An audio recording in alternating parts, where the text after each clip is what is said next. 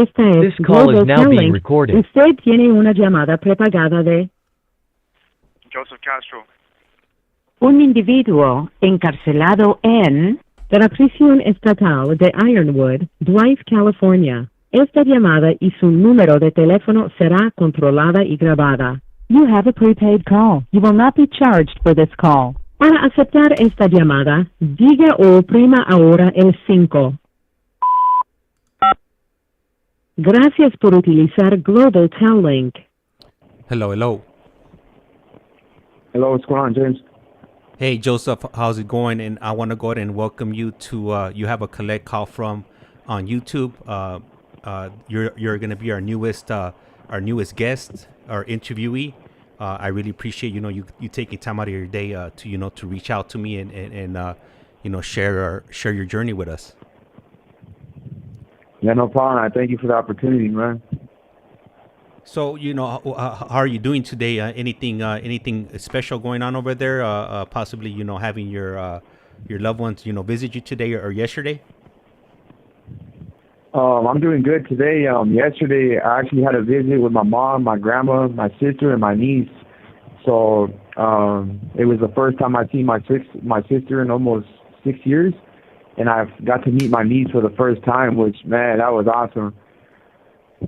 Man, I would say that's definitely a good visit right there. Seeing your sister, man. And why is it that you haven't seen her in so long? Well, okay, so I was in Calipari in 2018. That was the last time I saw her, right? And then it might have been 2019. I'm not. I might have my years confused, right? But then I went out to court in 2019. I went back to my county jail for resentencing, and I got to see her and my niece, but it was behind glass. And then when I came back to prison, it was COVID hit. So once COVID hit, we lost our visits for about like a couple years. And just after that, with the financial burdens that it put on my family and all that stuff, it just made it a little bit more difficult. Even though I was closer to home in Tehachapi at the time, it was a little bit harder to get visits. And then, my sister's raising my niece. She's by herself, basically, so that just made it a lot more difficult for her. But, so yesterday was the first day that I seen her, probably, I would say a little over 5 years. And I got to meet my niece for the first time in person. Not that I don't want to count in the county jail, but it's a lot different through glass than it is to be able to hold them and play with them and, spend that special time with them. Yeah, absolutely. And but were you aware that they were going to be coming to see you, or was it a surprise? No, I was aware of it. I had asked.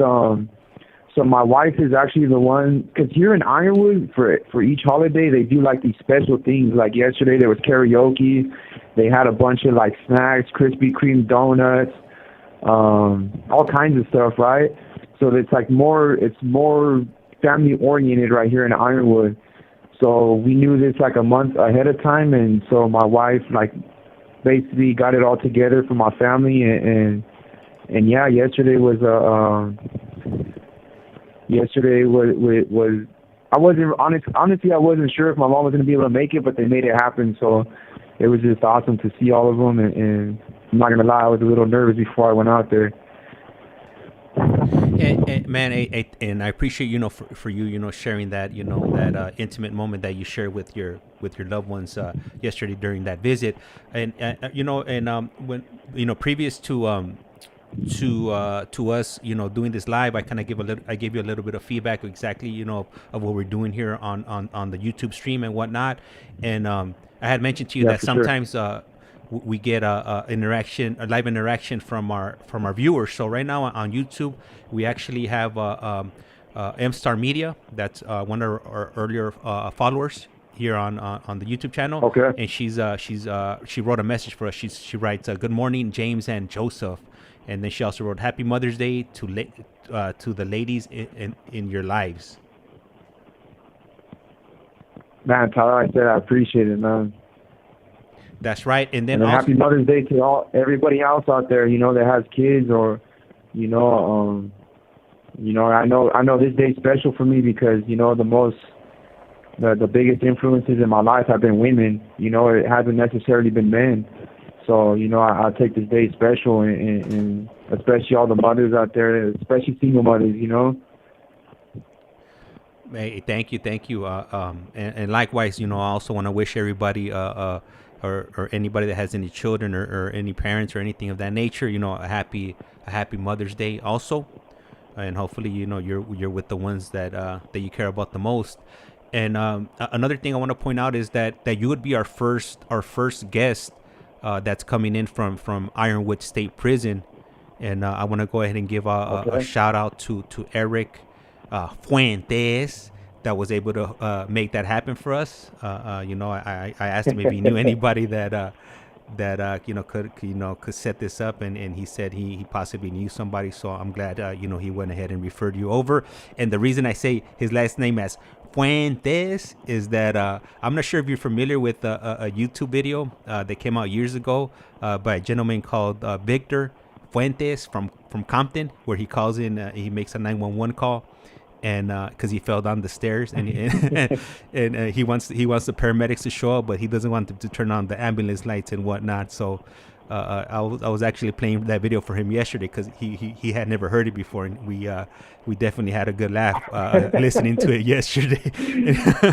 And he was telling me, I've been now I want to see it. Oh, okay. I'm right now. You know, when we get off the air, remind me, and I'll play it for you. It's just an audio. If not, I'll chop it up and I'll send it to you to your tablet. And he was telling me that, you know, now I guess there's like a joke now where his buddies, if they see him in the yard, they'll say Fuentes from across the yard. So I'm gonna send him a message. After this, and I'm gonna like highlight that. You know, I'm sure he'll get it. Yeah. I'm like, man, James, he struck again. Esta llamada y su número de teléfono será controlada y grabada. Yeah. So, man, would you mind giving us or giving the audience an introduction of who you are and you know, some of the things that you think that you want to highlight for the audience about yourself? So obviously coming into this YouTube channel, you know, I've been incarcerated since August 13, 2013. I committed my crime when I was 19. I was arrested when I was 20. I received a life without parole sentence, so that's 25 years to life and 5 years. I know that sounds harsh, and I know that sounds like, you know, how could someone probably bear those consequences or to deal with it, right? But like I was telling you before, like, prison saved my life, you know, and I wish it didn't take someone losing their life, but, you know, coming full circle and seeing like where I was at in my life at that time, right, and who I am today, because it's a complete contrast, you know, compared to that 20-year-old kid that was still stuck in that whole lifestyle, that whole mindset of who I thought I was supposed to be my whole life.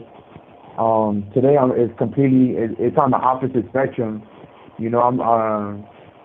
It's kind of crazy to say that I've never been so free in my life than I am today, and I'm in prison serving life without parole. So honestly, it's been a blessing in disguise. It took a lot to get to this point, a lot of healing, a lot of just digging into my past, you know, like as we're about to go into some of these conversations, you know, like some of the things you have to dig up from your past and face them, right? But coming from the perspective that I'm at today, man, it's been a long journey, obviously a lot of ups and downs, but man, bro, I never thought I would be able to say that prison saved my life, and it's given me an opportunity to find a purpose in helping so many other people, you know, not only just within my own family, but the community out there in here, and just everyone I come in contact with, you know, like I think anyone that would tell you that who knows me, they would say like, man, you know, he's always positive and he's always trying to pump out that message of positivity and uplift people, you know, because we lived in darkness for too long. So I would say that You know, this prison experience has been nothing short than a blessing, you know. It's been such a huge blessing. I know that might sound crazy to some people listening, but I can't explain it any other way than that, you know. You know what? I think it will. To me, it makes some sense just because I've seen some of that lifestyle on the street, and sometimes it's being incarcerated, it saves certain people from from themselves and or from what's going on in the environment. So I can definitely understand why is it that you say what you're saying. Yeah, for sure. I mean, look how many people out there in free society, but they're walking around in a prison mentally or spiritually, emotionally. You know, they're not even free, even though they're out there. Their life is just full of darkness or lacks meaning and purpose or value, whatever it is, right? And to say that I'm in. Esta llamada y su número de teléfono será controlada y grabada. To say that I'm in prison and I have all those things, man, it definitely gives me a different perspective on life and what's life really about and its meaning. Let me ask you, and I know I'm getting a bit ahead right here, but how long did it take you to realize that you didn't want to continue living the life that you had been living for such a long time? Man, so I would say it took about 5 years. You know, so I came in 2013, went through a lot of stuff, left the lifestyle, but even though I left the lifestyle, I didn't leave the belief systems that came with that and the behaviors, right? So you could take yourself out of an environment, but that doesn't mean like that that doesn't mean you're going to change, right? So even leaving that lifestyle, that environment, I still held on to those beliefs, and I was still, doing the same behaviors that I was doing as if I was still actively in that lifestyle.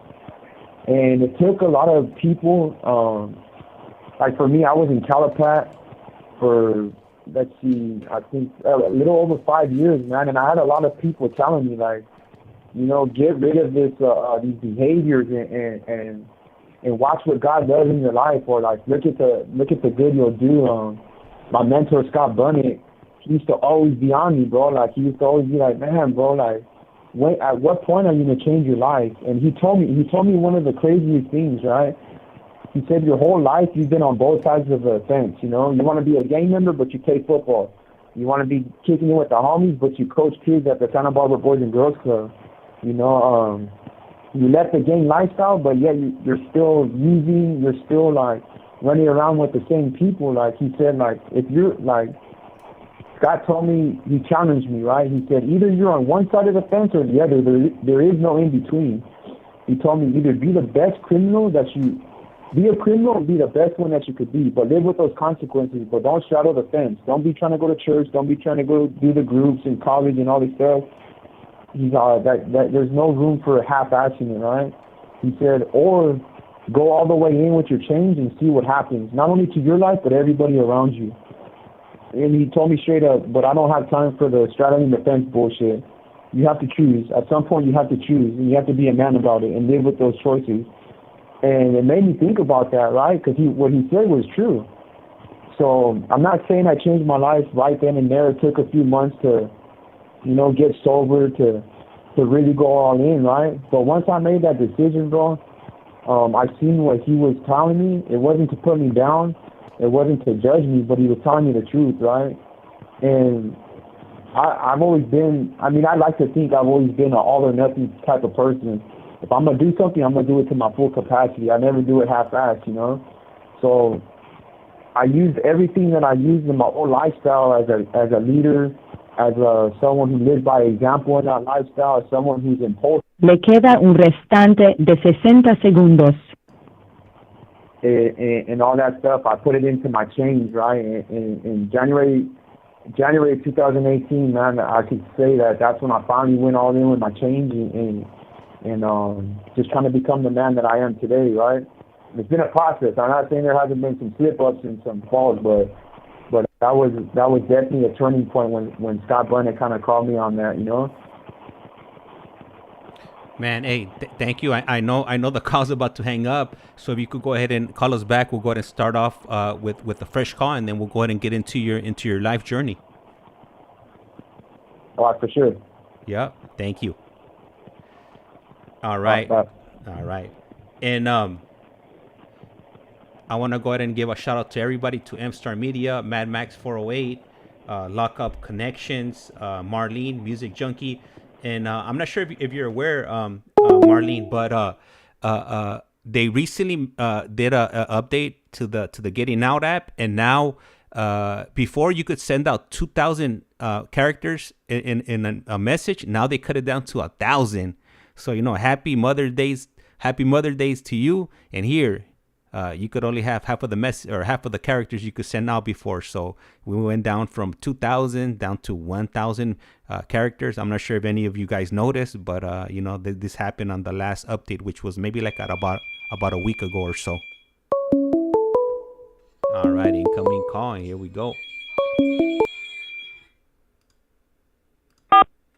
This call is now being recorded.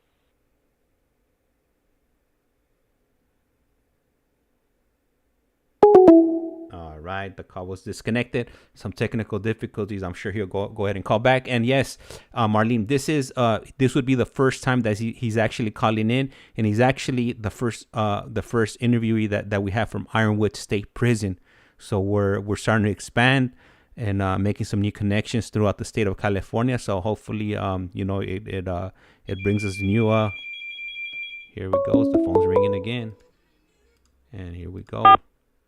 This call is now being recorded. Global Telling. Usted tiene una llamada prepagada de Joseph Castro. un individuo encarcelado en la prisión estatal de Ironwood, Drive, California. Esta llamada y su número de teléfono será controlada y grabada. You have a prepaid call. You will not be charged for this call. Para aceptar esta llamada, diga o oprima ahora el 5. Gracias por utilizar Global Tel Link. Hello. Hello. All right, Joseph. Hey, thank you for returning the call. So let me ask you, what's your earliest memory as a child, whether it's good or bad, or what's something in your mind that you could share with us from an early time? Man, it's a trip asking me about that, but I would say like the earliest memories I have is just at my grandma's house, right? So I was raised in Santa Barbara, California, and my grandma lived on Montecito Street, right, which is like the heart of my old neighborhood. But it was my grandma, my mom, me, my uncle Mario, and I just remember like just always being in that house and like being like so happy. Like I never realized like how small my grandma's house was, because it was literally like this one bedroom. My grandma obviously had that bedroom, bathroom, living room, and the kitchen, and we used to sleep in the living room. But I just remember feeling like just home. That had been my grandma's home since. I mean, that was the only consistent home I ever remembered until she moved out when I was 15. So I must have been like 4 years old, and then around that time, my sister was born. And man, I just remember like just being so always with my family, always with them, and loving being with my family, loving my uncles, my mom, my sister, and just playing around right there, just since a kid, just growing up on the block right there, like it just going back to that, I just remember feeling like how free it was, Yeah. Being outside, like, just running around, being with my uncles, them taking me everywhere. Being with my grandma, I'm a grandma's boy, bro, so, always being with her and yeah, man, just living in that house and just how much it felt like home, like all the way up until my grandma moved out of there. And so in your grandma's house, did you and your mom and your sister live there, or would you just go over to visit? No, so we lived there. Like that was the earliest parts of my childhood memory. You know, it was us, it was my uncle, and then his baby mom at the time, my auntie, and then eventually he had kids, and then my other uncle, you know, he had my cousin, you know, and it was his wife at the time. So, you know, it was just all of us together all the time. You know, it was just that family dynamic. I know now it's a little dysfunctional, all those people being in one house, but at the time, as a kid, I never looked at it as like it was a problem, or I never looked at it as like poverty. I didn't look at that, you know. I had no clue that those were like conditions that maybe weren't the best, because I was happy. You know, I was happy with all my family there, but yeah, we used to sleep in the living room, bro. We used to sleep in the living room, and I never saw anything wrong with that, you know, until obviously later on growing up, like that's probably not the ideal household situation, but I mean, that's what we had. And I can definitely relate, you know, sleeping in the living room, you know, because me and my sister used to do that. We used to live in, you know, a 1-bedroom apartment. My mom and her dude, you know, occupied the bedroom, and then we got stuck with the living room, you know. Luckily, we had our own beds. We didn't have to sleep on the floor, but you know, I can definitely, you know, relate to us, you know, somewhat of, you know, what you know you went through. Yeah, we used to rotate the couch, you know. I think my mom was mostly on the couch, and then me and my uncles and cousins, we were on the floor. Yeah. And so, you know, living there, I'm assuming, you know, you're a child, and I mean, we don't know any better, you know. It is what it is, you know. And so, you know, living with your grandma and your mom, was your dad part of your part of your life also? No, so I didn't like personally meet my dad till I was like 15, 16 years old. So I can't tell you the dynamics of like why my dad didn't choose to be in my life. I really don't know the answer to that. So like a lot of it honestly would just be like speculating. But you know, it was my father figures were my uncles and my grandpa. You know, they were always the 3 constant males in my life, and from a kid, you know. So I didn't have my dad. You know, my sister had her dad for a little bit in her life until, you know, my mom just completely, you know, just took custody of my sister. But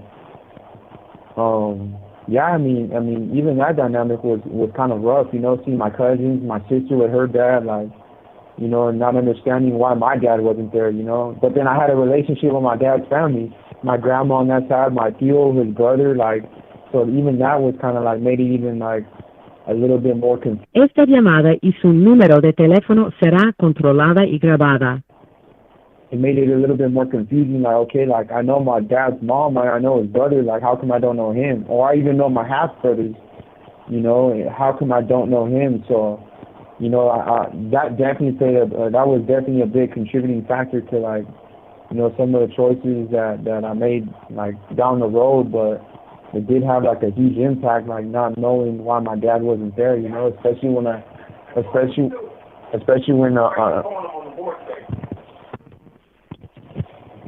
especially like not having an answer, you know, that killed me as a kid. Man, and by what age did you realize that your father, you know, he wasn't in the picture? I mean, I knew it since I remember, like, you know, being told that my dad, like different family members and stuff, they would tell me like, oh, your dad, like, he's not there because he's a firefighter, or your dad's not there because you know, he's like doing this job or something, you know.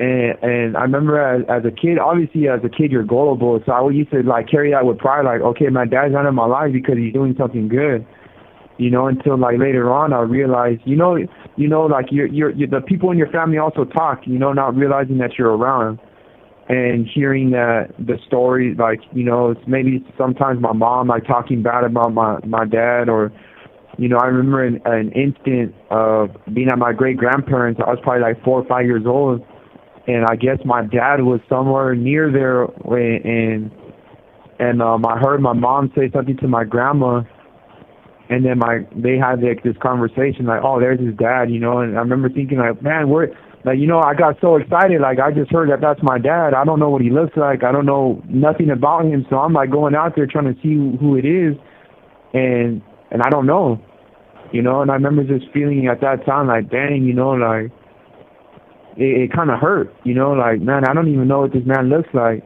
Even if I wanted to see him, I can't, because I don't know anything about him. And so I think at that time I started realizing that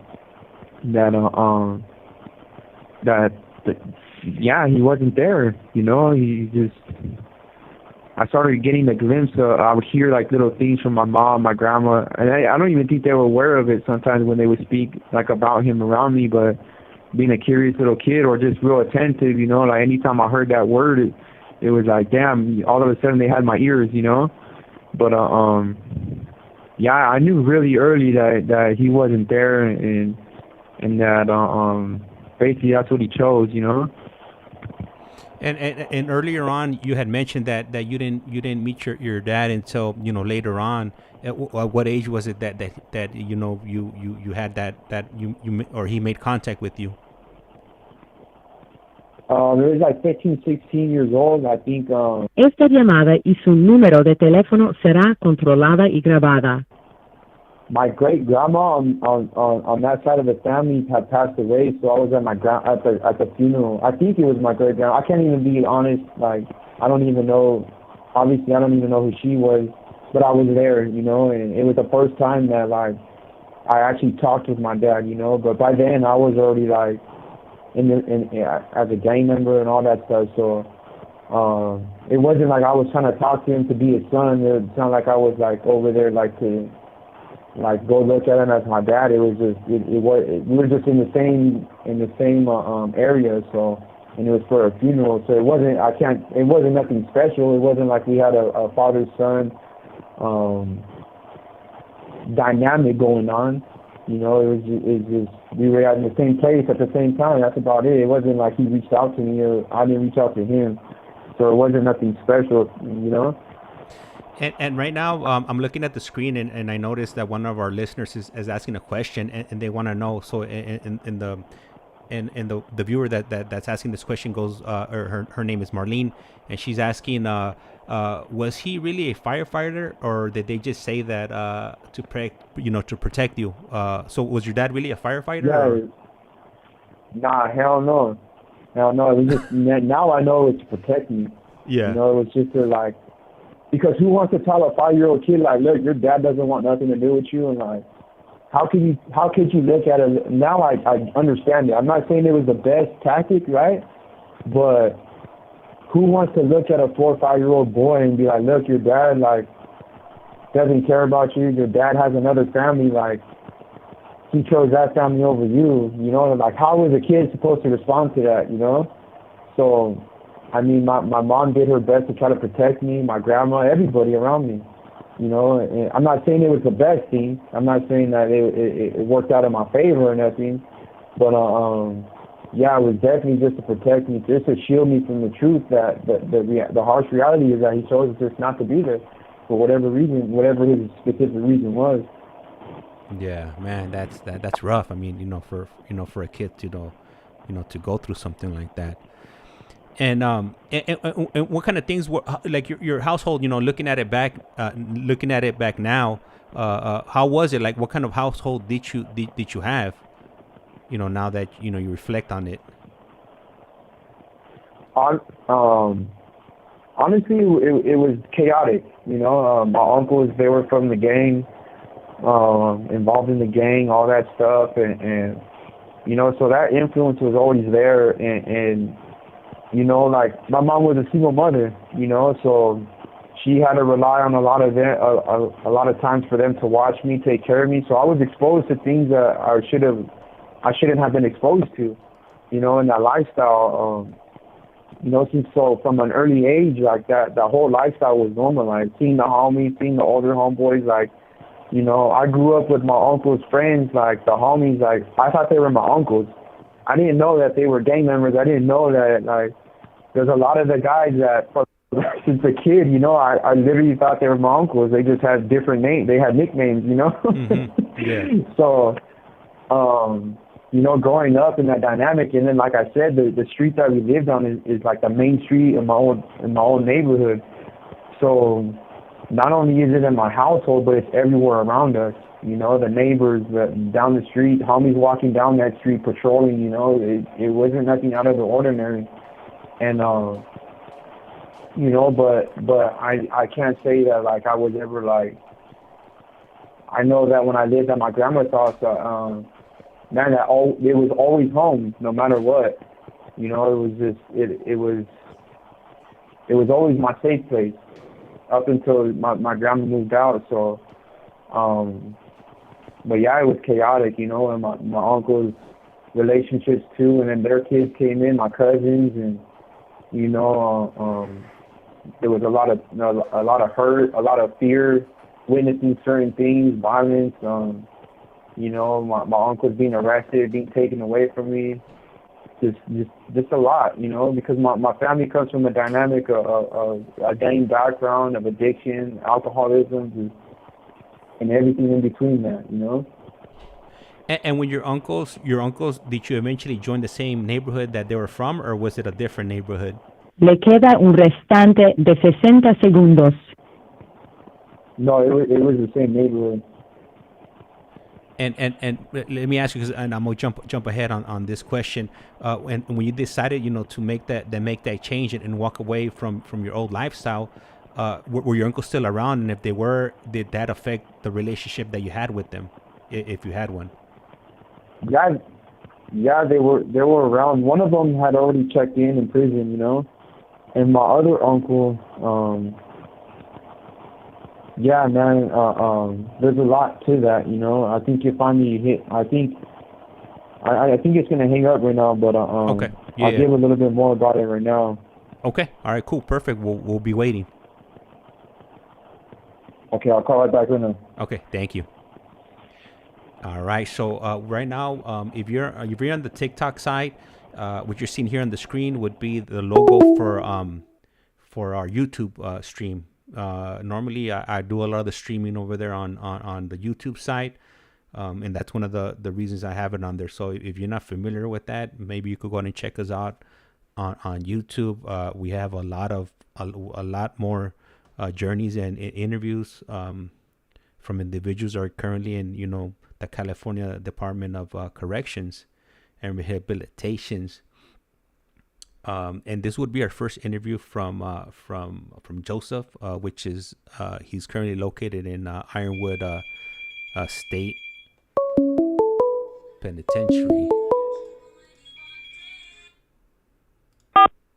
This call is now being recorded. Hotel Link. Usted tiene una llamada prepagada de Joseph Castro.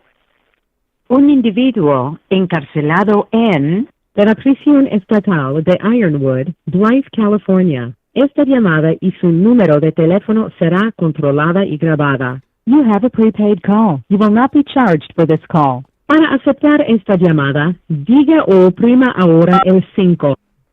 Gracias por utilizar Global Tel Link. Hello. Hello. All right. So right now. All right. So. Okay, you got it. I was just gonna say you were speaking about your uncles. No, go ahead. No, I was just gonna let you know, just in case if you lost your train of thought, that you were speaking about your like the relationship that you had with your uncles, and you had mentioned that one of them had already walked away from that lifestyle. Yeah. So when he was in prison, so he left from that lifestyle when I was like, I want to say like maybe 13, 14 years old. So, you know, he had already walked away. But my other uncle, who's the older brother, you know, I think when I got arrested, bro, like, mind you, so my grandpa's been in prison, my uncles have been in prison. I got like distant family members that have been in prison, so it's been really normalized in my family. But no one's ever had a life sentence. And so I'm the first one in my family to receive a life sentence, and obviously it's not just a life sentence, it's life without parole. So it's, obviously that's kind of extreme, even coming to my family background, right? And I can name so many people that were from my gang, even girl cousins, you know. But when I was arrested, bro, obviously I was charged with a capital case, so technically speaking, I was going through the death penalty stage.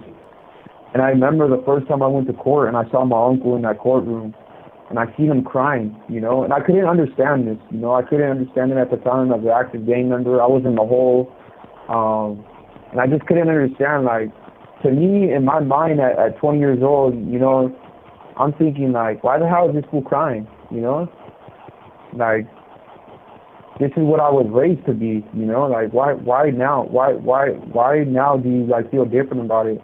But I wasn't seeing that, you know, probably the guilt and shame and the responsibility that was on his shoulders, you know, even though it's not his fault. I made that choice to join this gang. I made my choice to commit crimes, and especially my life crime. It had nothing to do with him. But, you know, it made me realize that, like, at a certain point, I'm pretty sure my uncle was just like, I think he's seen it, you know. I was involved with a lot of stuff that no kid should be involved with, you know, and taking stuff way too far compared to all my other family members, you know. And I know it hurt him. And so when I left that lifestyle, he supported me. He never, like, looked down upon me, you know. And I even had older homeboys from my gang that were still there for me, you know. And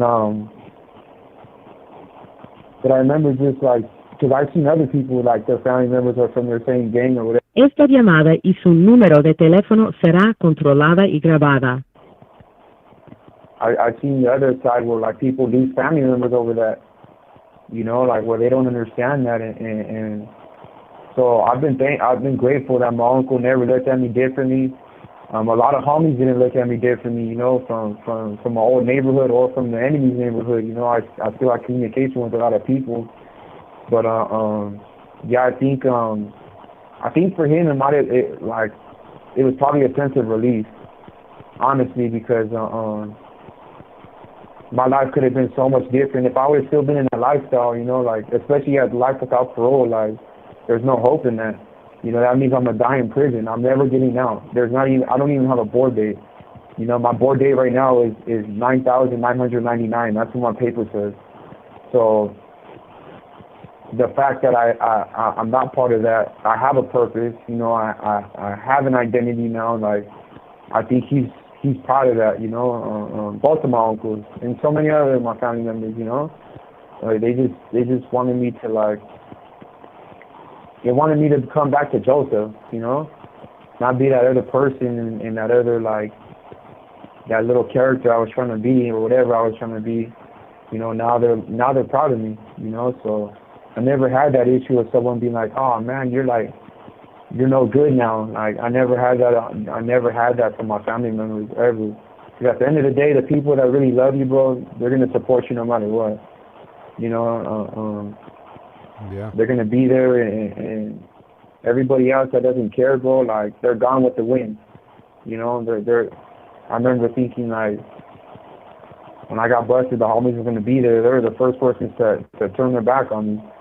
You know, so yeah, my uncle never did that to me. He always supported me. He always talked to me. He was never ashamed to talk to me in the county bus, nothing.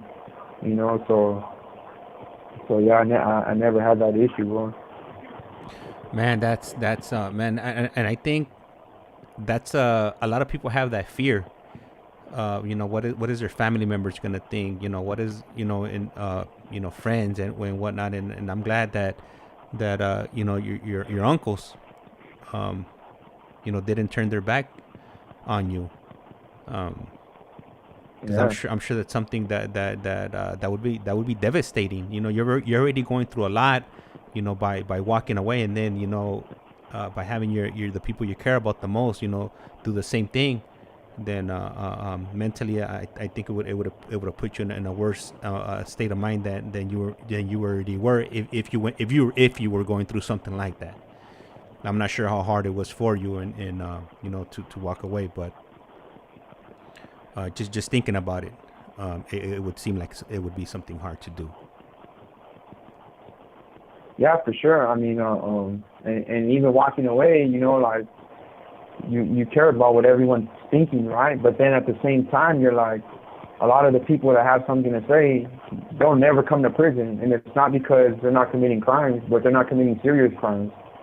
So the people that are talking about you, like when you walk away, you're like, I know for me at that time, it was just like, well, they never even put in work anyway. They've never even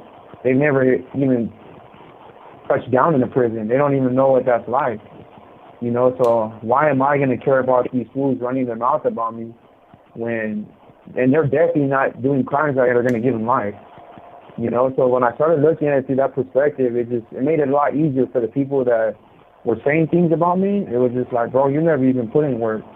I'm not saying that was the best coping skill, but at the time, the way that I was thinking, like, that's how I coped with it. Like, man, bro, like, you haven't even done nothing, you know, so who are you to say something?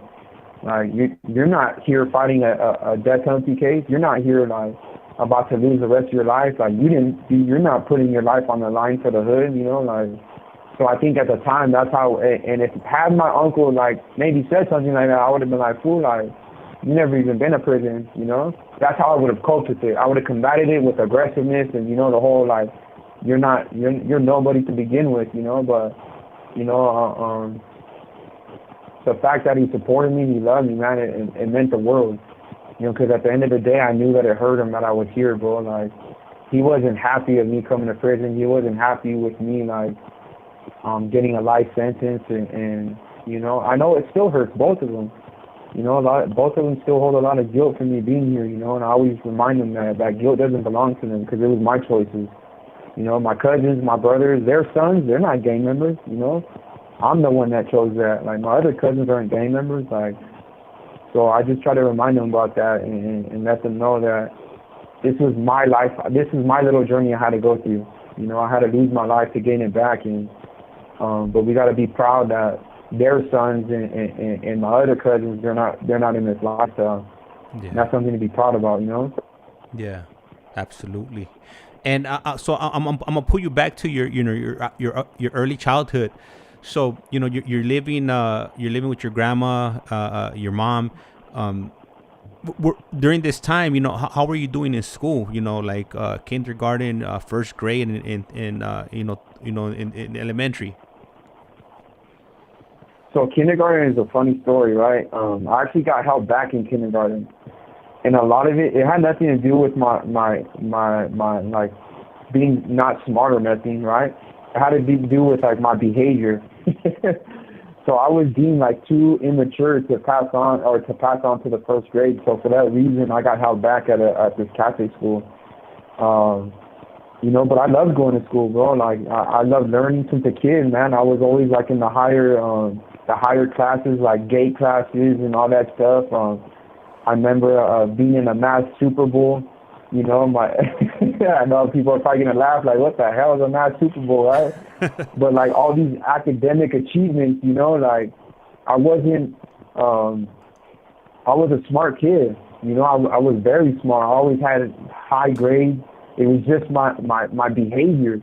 You know, I would do good in school, do good in tests and homework, but it was just that little rebellious behavior. You know, like I always went against the grain. Like the teacher tell me not to do it or don't do this, and the first thing I go do is do it. You know, yeah. My mom, same thing. Don't do that. It's hot, and I got to go figure out it. I got to find out it's hot by for myself. So I always excelled in school, bro. Like that was never an issue. And man, bro, like and I loved going to school, you know. And I think the one thing for me that pushed me is that like I took pride in being like one of the top students. You know, I have like anyone that knows me too, my wife, my sister, just anyone that knows me would tell you that I have like that inner drive in me to be the best. You know, to be the smartest, to be like, you know, like just really ambitious on trying to be like the top person, you know. So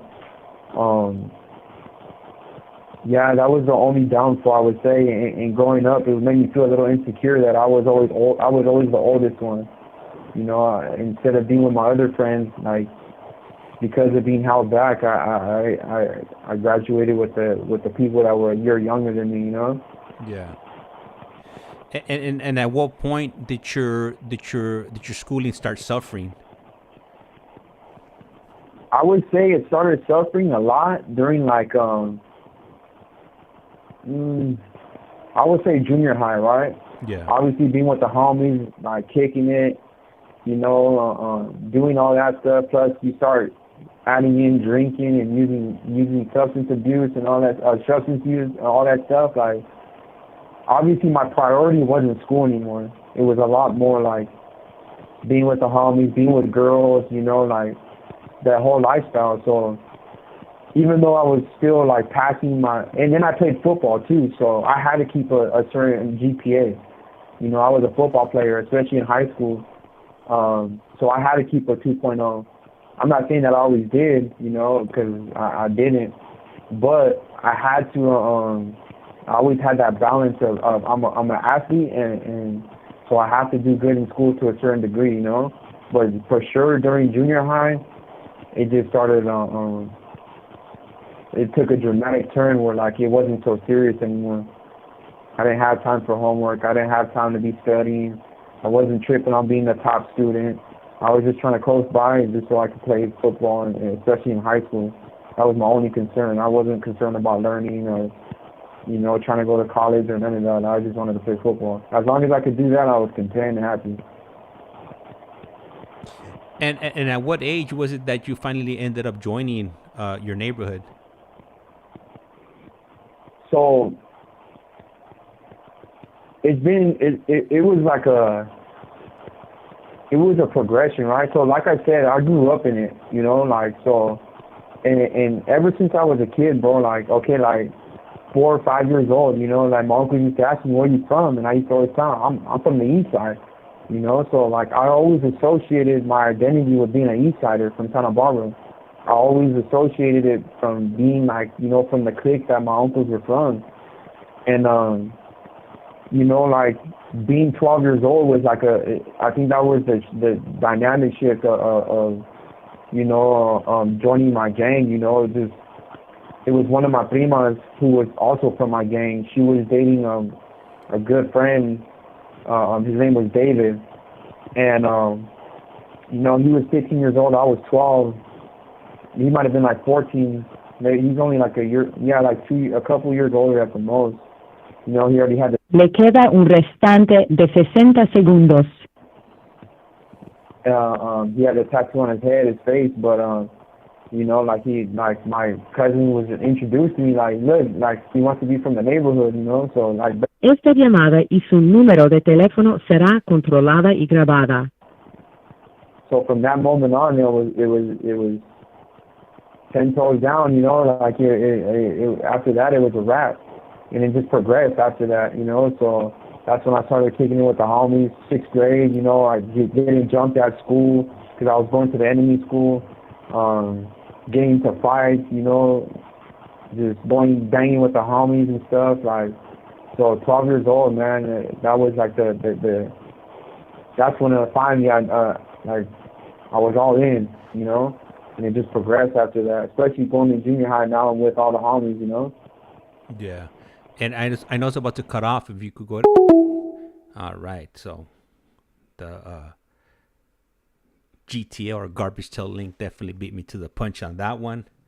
But hey, I want to go ahead and give out a shout out to KC, fan number 1. And if you guys haven't checked her out, definitely check her out. She runs up Locked Up Connections, which offers pen pals to incarcerated individuals, or if you're looking for a pen pal, that's where you want to go ahead and check it out. Hey, what's up, Luz? How's it going? Good afternoon. Yup. Gracias.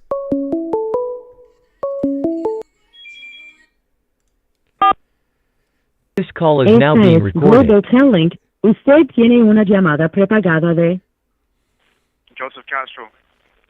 un individuo encarcelado en de la prisión estatal de Ironwood, Drive, California. Esta llamada y su número de teléfono será controlada y grabada. You have a prepaid call. You will not be charged for this call. Para aceptar esta llamada, diga o oprima ahora el 5. Gracias por utilizar Global Tel Link. Hello. Hello? Yeah. Man, sometimes I don't even hear that 60 seconds, bro. It's crazy. Yeah, it'd be creeping up on her. As you know what? She distracted us. You know, she did a double whammy. She said this call was being recorded, or it said the 60 seconds, then this call was being recorded. So it definitely threw a wrench in the combo. Yeah, for sure. Yeah. So you right now you were just speaking about when you finally made that that lifelong decision of joining your neighborhood. When you made that decision, did you realize that it was expected of you to remain faithful and loyal to your neighborhood for the rest of your life? Hell no, bro. Like this, okay, I look back, right? So, like, you kind of get a different perspective of time when you come to prison, right? But I like to have pictures of me, like, when I'm 12 years old. That's around the time that my brother was born. Bro, and I look like I'm 6. Like, I trip out on that, So, to see, like, the homies, like, but don't get me wrong, I'm not blaming my friend David, because he was a kid himself. He was only 14, 15 years old, so he fell into the same trap, right? And mine was a little bit easier because my uncles and my family, my grandpa and all them, they come from that lifestyle, So it was a lot easier, and I thought I couldn't wait to be from my gang since a kid. I used to always say that I can't wait to be from the hood, like I can't wait to like bang, I can't wait to go, go bang on the west side and all these things, because like I said, ever since I was a kid, I identified as an East Sider. I thought my family we're East Siders. It wasn't something out of the ordinary, right? But looking back at that, bro, like, I'm a 12-year-old kid, bro. Like, ain't no 12-year-old kid, 13-year-old kid should be, like, thinking about, like, you're not thinking about the consequences of, like, what this is going to entail, Truly. Because I didn't sit there, bro, and ever think, like, damn, I'm going to do life. I didn't really start, like, believing I was going to do life in prison until I was, like, 15, 16 years old. So it was still like because it was just fighting. It was just, like our little rumbles at the little school dances and stuff with the enemies and all that stuff. Like, but once people started getting hurt, people started getting, like it was with the weapon play and all that stuff. It changed, That's when I could honestly say that, like, that's when I was like, damn, this is either gonna cost me my life as far as like not being here anymore. Or going to prison for the rest of my life. So at 12 years old, bro, I had no idea that this was gonna really consume my whole life, the best years of my life. Because I've been here since I was 20. I'm about to be 31 now. It's just I didn't think about these things at all. I didn't think about what it was gonna cost me. I didn't think about like that it was gonna take the best time of my life. Yeah, man.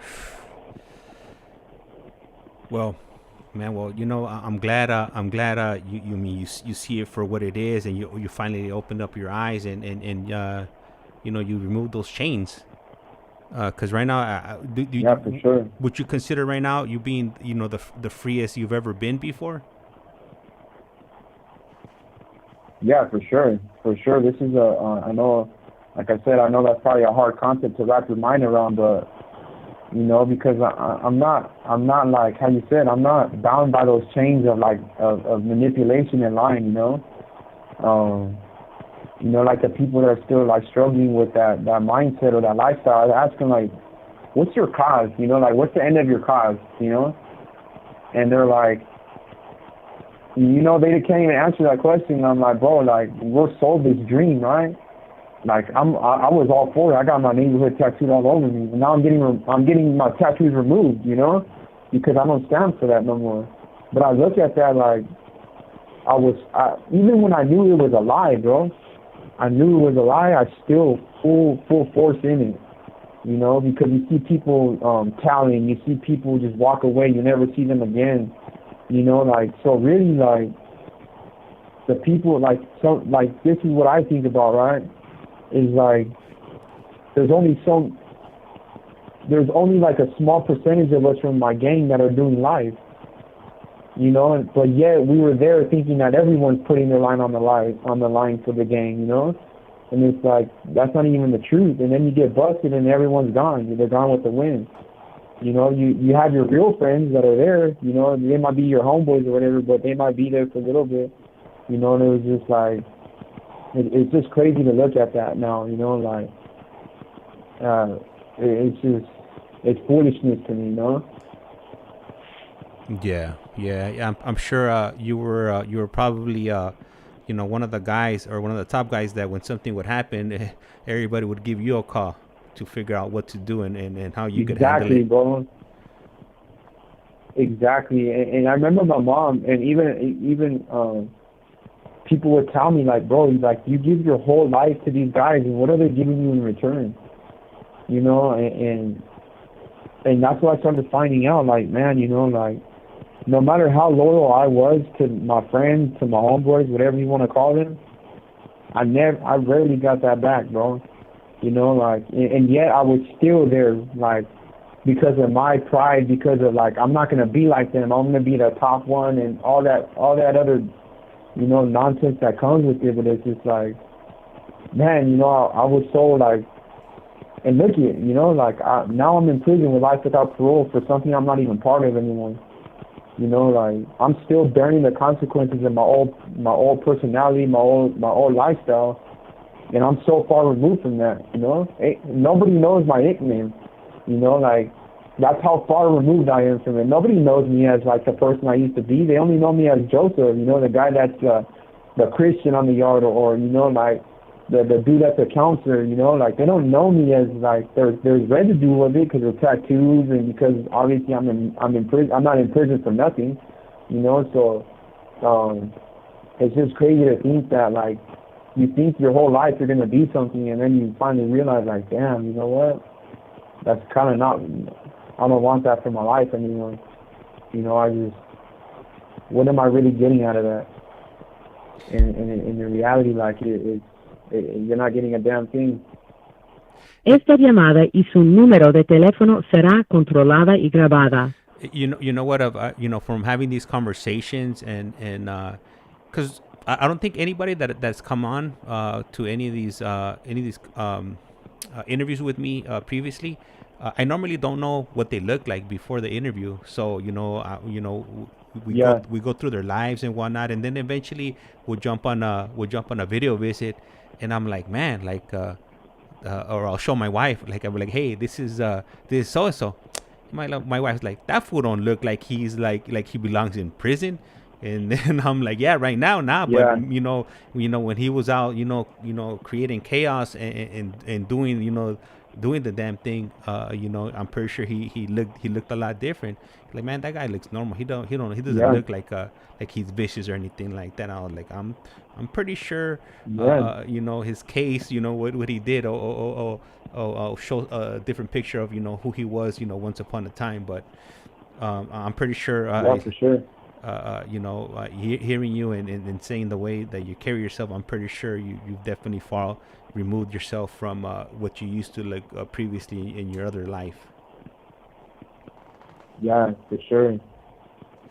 So, okay, so, you know, we went through your school and you know, you joined in your neighborhood. When was the first time that you had your first either interaction with police or your first arrest?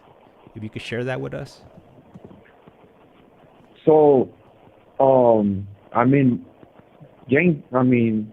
interaction with police was all the time, you know. Like I said, my uncles got arrested, my grandpa went to prison all the way up until he got deported back to Mexico, you know, like, so the police presence was always there, you know. And then obviously kicking it with the homies, gang task force rolls up, and, you know, everyone gets hemmed up. So, like, since 12, 13 years old, you know, but I didn't actually get arrested till I was 17.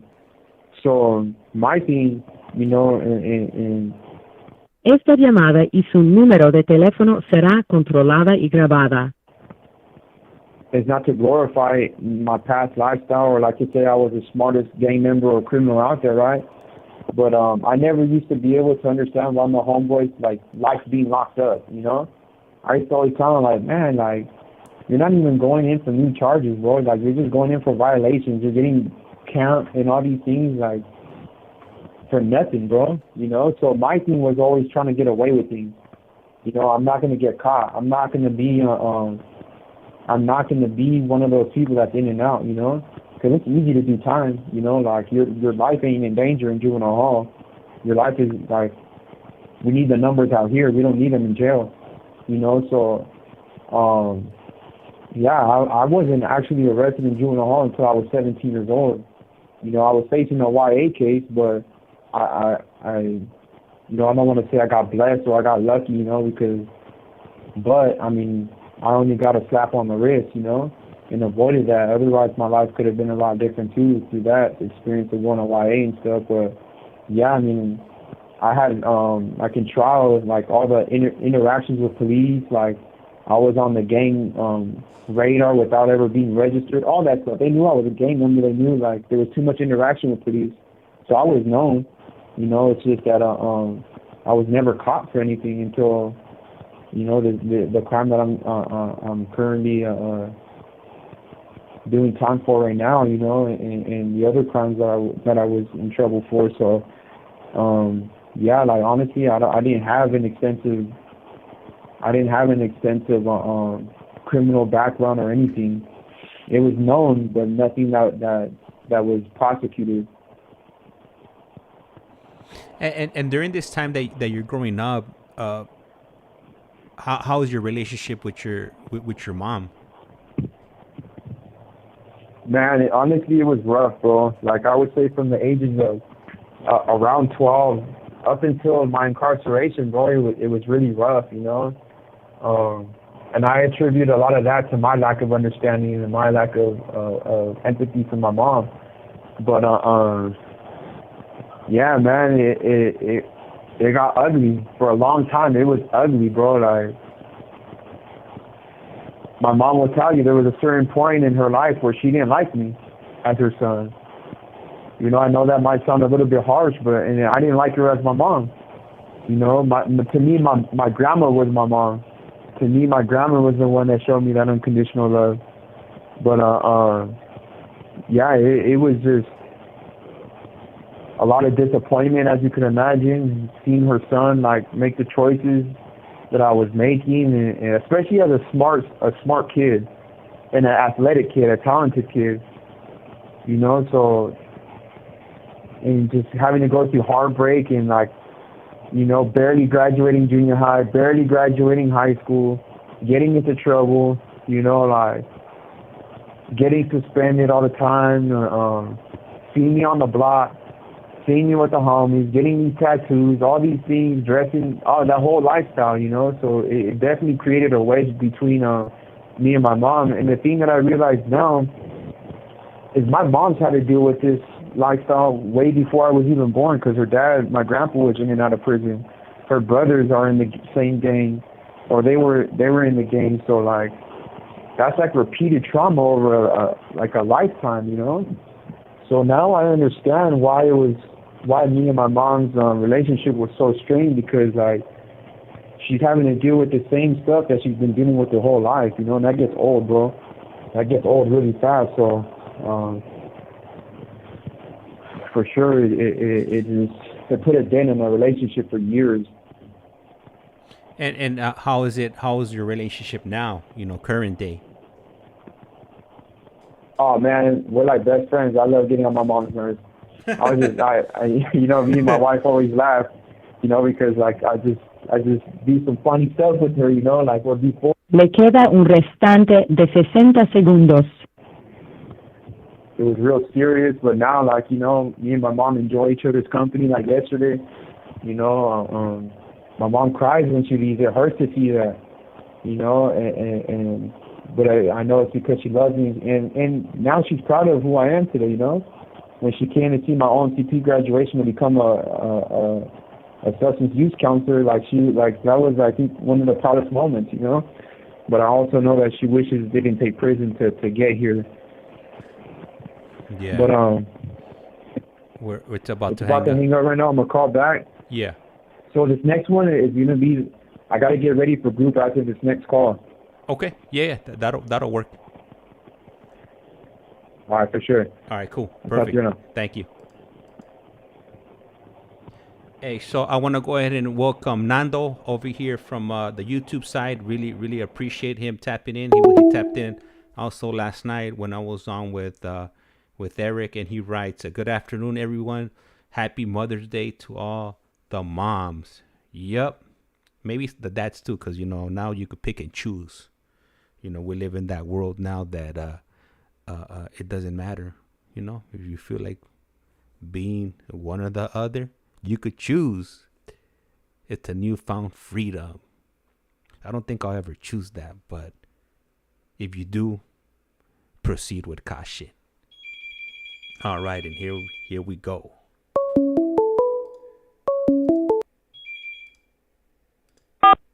This call is now being recorded. Global Telling. Usted tiene una llamada prepagada de Joseph Castro. un individuo encarcelado en la prisión estatal de Ironwood, Drive, California. Esta llamada y su número de teléfono será controlada y grabada. You have a prepaid call. You will not be charged for this call. Para aceptar esta llamada, diga o oprima ahora el 5. 5. Gracias por utilizar Global Tel Link. Hello, Joseph. Hello? Yep. Yeah, what's up, bro? All right. So, yeah, I know you mentioned that you have to head out at 1. So, if you want to cut it a little bit shorter, I'm cool with that. I don't want to disrupt your day. I know you got your day set up. So, feel free to let me know whenever you wanna call it a day, and then we could continue in the next few days. I'm not sure. I'll let you know what my availability is, and then all right. Definitely want to continue hearing your journey. Yeah, for sure. All right. So we just left off with you mentioning your mother and how you are always messing with her and whatnot, man. And then and when she leaves, it's not easy, because she only gets she only and how is it for you, on your end, when your family leaves? So it's been difficult as of lately, right? So my mom had a stroke last year. So to see the dramatic physical difference with my mom, it hurts, it really does. And, to see everybody getting older, my grandma, my niece is already 5 years old, it just makes me realize how much I'm missing. That's 5 years of my life that's completely just gone by, Yeah, I mean, it was great. I was grateful to see that, even with 5 years passing, it didn't change anything, in between me and my sister or, but it's hard, bro, because I used to always think that my choices only impacted me, right? But that's far from the truth, man. The people that love you the most and that really want to be there, you hurt them every single day, and even the people, the victims of our crimes, man, the same thing. Just because I'm in prison doesn't mean that they got justice or they're healed, so today I'm real sensitive to the impact that my crime had on so many different levels, and in my personal relationships and all that stuff. It hurts, even with my wife, she's impacted by my crime, and we didn't even know that we existed when I committed my crime, so all the it hurts, bro. I think before I used to take it for granted, I used to take it for granted because I'm like, man, you used to come see my grandpa in prison, your brother, so this ain't no big deal, this is normal. But today I realize, no matter how many times you do this, it doesn't get any easier. Maybe there's people that feel like that out there, but I know for my family, it's never gotten easier, my grandma's been doing this for 50 years, so I feel guilty for that You know, she did this with my grandpa for years, for decades. She did it with her son, and now her grandson. You know, like that's a horrible cycle. You know, but I guess it's just another push. You know, to like get out there and to be out there and to make them proud. You know, to really make them proud and continue to live in honor of my victim and his family and my family and just everyone that's involved, you know, because I just honestly my biggest motivating factor is just to try to put a dent in this dysfunctional cycle and everywhere, you know, everywhere around California, around the United States, just everywhere. I think I don't want to see people hurting like that no more, you know. You go out to visit, you see the tears, you see like kids like wanting to like be there with their dads and they can't be, and you don't know how to explain that. Like explaining to my niece yesterday, she's like, "Are you coming home with us today?" And I'm like, "No." Like the way I put it to her was like, "I'm in school. This is my school," you know. And she was like, "This is not a school," you know. So I'm trying to fool her to think that like, you know, there's a reason like. Esta llamada y su número de teléfono será controlada y grabada. And that definitely hurts, you know. It hurts to see my mom cry. It hurts to see my grandma get emotional. Thank God my niece didn't get emotional, because that would have killed me like probably tenfold, you know. But you know what, and you know, sometimes when I'm on these calls, you know, my daughter, you know, come and ask me. She'll ask me like, hey, my daughter's 5. She'll ask me, "He's in jail, Papa?" And I'm like, "Yeah." And she asked me like, "What did he do?" And then it's like, I can't answer that question. Her 5-year-old mind's not gonna comprehend what I'm telling her. So I just tell her, they did something bad, Mama. And then you could see like she's thinking about something. She'll look at me and then she'll walk away, but then she'll come back and ask me the same thing like all over again. It's like 51st dates. Yeah, it's tough. Yeah. It's tough, Yeah, man. yeah, man. So, man, yeah. And how old you said your niece is also? Is she also 5 also in like the same range? She's about to be 5 November 5th. Man, so man, when she comes to see, like when she sees you, does she like run up and hug you? How's that experience? Well, mind you, this was the first time I met her, so at first she was very like nervous and like skeptical, you know, like. She knows that I'm her Tio Joseph, but this is the first time like actually meeting me. So she seen, obviously I see her on FaceTime. Even on then she was nervous. I'll talk to her on the phone sometimes, you know. But when she left, my mom said she said that I'm her new best friend. You know, yeah. I thought that was the most wholesome, like beautiful thing that I could have heard. You know, but my mom tells me, don't get special. Don't feel special. She has a new best friend every day. But I'm gonna take what I could get, right? But you know, like it was funny just to see like her like trying to adapt to me, you know. And then like finally she was close to me, like we were playing. She kept pulling me, like, "Come on, Theo, like let's go play with me," you know. We went outside, we raced. It was just awesome, bro. Like it was an awesome experience, you know. And just to see that, like even my niece, man, like she's being impacted. She didn't choose for me to be in prison. But yeah, she's been impacted by my decision making, like way before she was born, you know. So I just try to do everything I can to be present in her life and to let her know that I love her, you know. And even though I'm away from her and I can't be there, that I'm gonna do my best I can to be the best deal I could be to her, you know. Yeah, you know what? I think you pointed out on something that people, you know, that they don't realize at the time, you know, when they make these decisions, that you're changing your life more than you understand at that present moment. You're giving up so much of yourself and you know, you're affecting people you haven't even met yet, people that haven't even come into this world yet.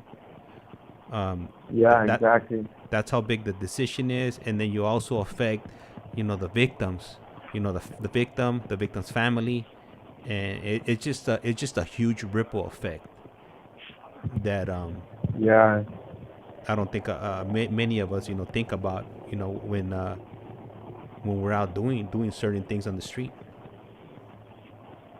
Yeah, it's rough, man. It's really a rough thing, you know? Especially when you come to the realization of the people that you're harming.